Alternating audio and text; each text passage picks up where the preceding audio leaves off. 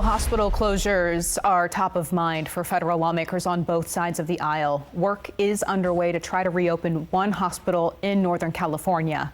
Glenn Medical Center closed in October after it lost its critical access designation under new federal rules. Without the designation, the hospital was hit with a huge financial loss.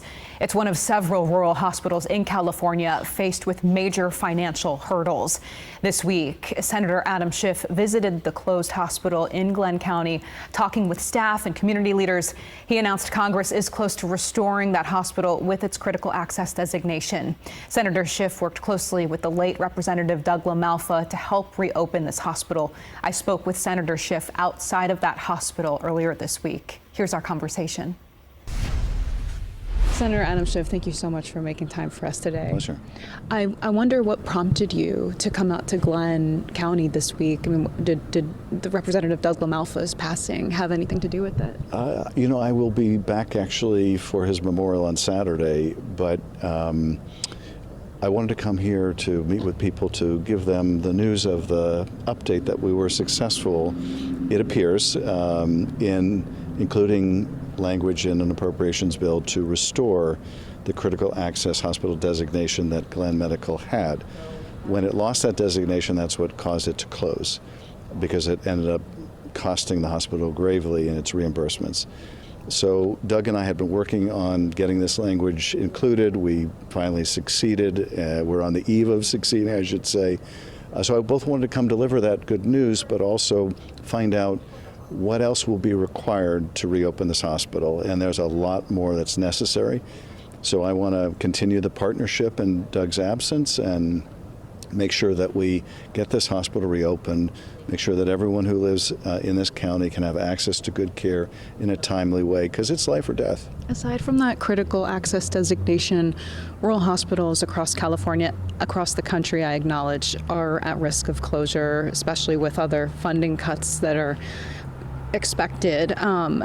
Representative LaMalfa was known for representing rural California, and right now there's the vacant seat in the House, and then here in Sacramento, he doesn't really there is no power at the state level for this region really, because they've elected Republicans. Just who steps in to fill the void in a place like this?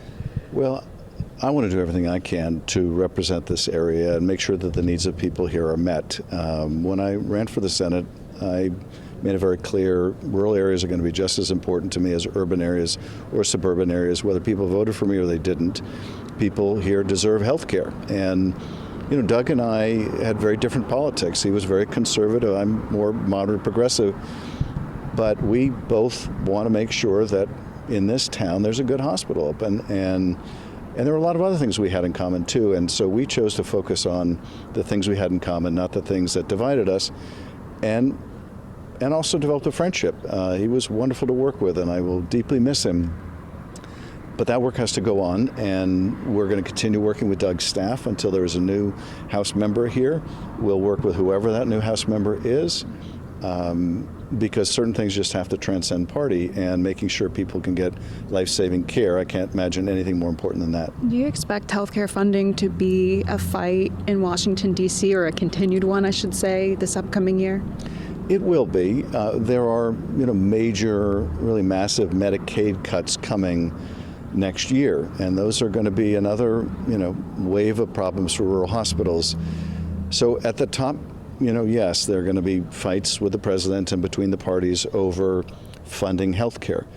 But, way below that top line fight, there are going to be individual efforts, bipartisan efforts to make sure hospitals like this one can continue serving the public. There are some state level proposals right now. One very popular, it's not even on the ballot, nowhere close yet, but the SEIU UHW Healthcare Labor Group is pushing a billionaire's tax, pointing to more hospital closures eventually, other healthcare needs that will be cut off as a reason to push a one-time 5% tax on billionaires. Where do you stand on that? I've heard a lot of pros and cons about the ballot measure. I usually don't get involved in ballot measure campaigns, and certainly before they're even qualified for the ballot, so I will make that judgment later. But as I understand it, that's a one-time proposal.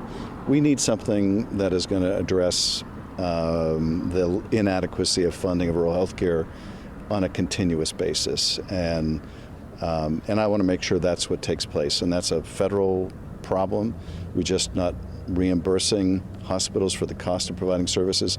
And rural areas where people are more reliant on Medicaid than on private insurance, the economics just don't pencil out for a lot of hospitals. So unless we improve those Medicaid rates, everything else is going to be a partial Band-Aid kind of a solution. So we need some structural changes in how we fund healthcare, and the most urgent changes need to take place when it comes to rural hospitals.